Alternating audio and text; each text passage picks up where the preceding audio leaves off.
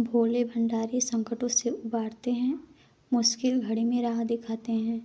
तभी तो भक्त क्या देवता भी अपने कष्टों के निवारण के लिए भोले भंडारी की शरण में जाते हैं। शिव का ऐसा ही एक धाम है बैजनाथ धाम।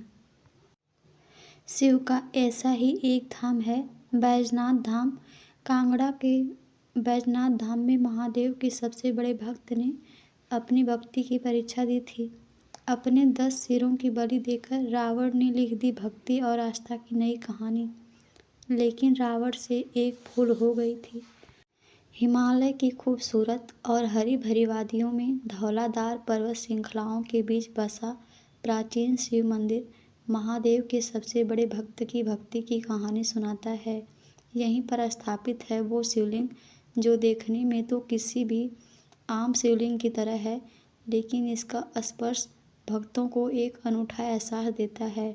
इस शिवलिंग की आराधना भक्तों में असीम शक्ति भर देती है, क्योंकि ये रावण का वो शिवलिंग है जिसकी वो पूजा करता था।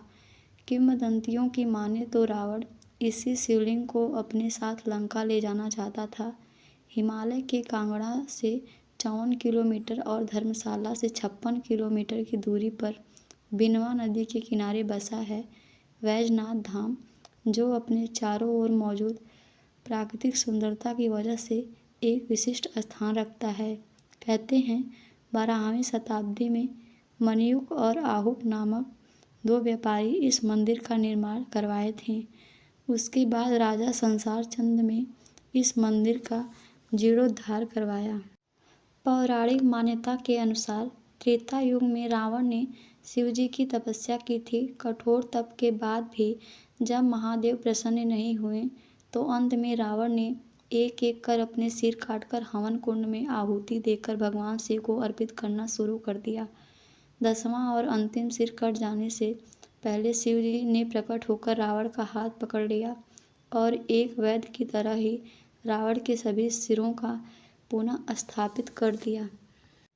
रावण की तपस्या से प्रसन्न होकर शिवजी ने उसे वरदान मांगने को कहा। रावण ने कहा, मैं आपके शिवलिंग स्वरूप को लंका में स्थापित करना चाहता हूँ। शिवजी ने तथास्तु कहा और अंतर्ध्यान हो गए।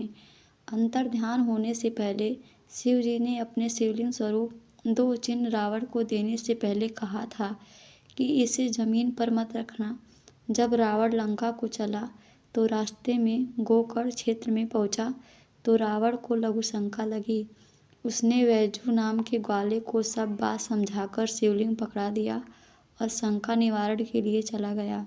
शिव जी की माया के कारण वैजू उन शिवलिंगों के वजन को ज़्यादा देर तक न सह सका और उन्हें धरती पर रख कर अपने पशु चराने चला गया। इस तरह दोनों शिवलिंग वहीं स्थापित हो गए।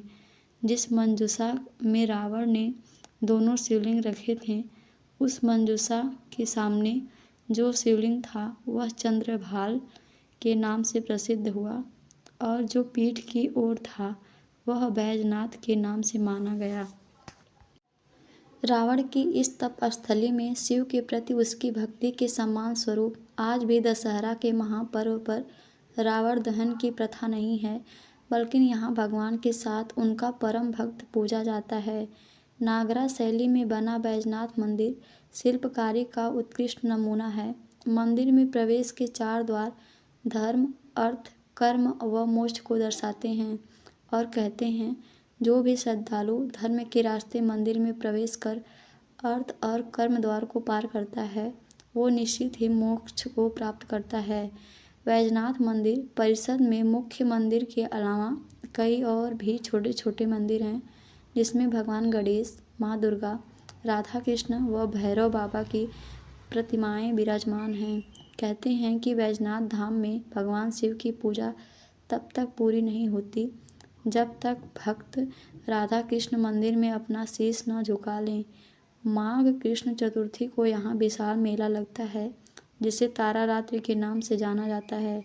इसके अलावा महाशिवरात्रि और सावन के महीने में शिव भक्तों की भारी भीड़ उमड़ती है।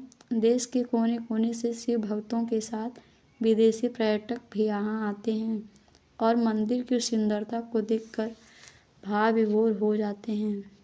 बैजनाथ धाम के बारे में आपको यह जानकारी कैसी लगी? वीडियो पसंद आए तो वीडियो को लाइक शेयर और सब्सक्राइब ज़रूर करें।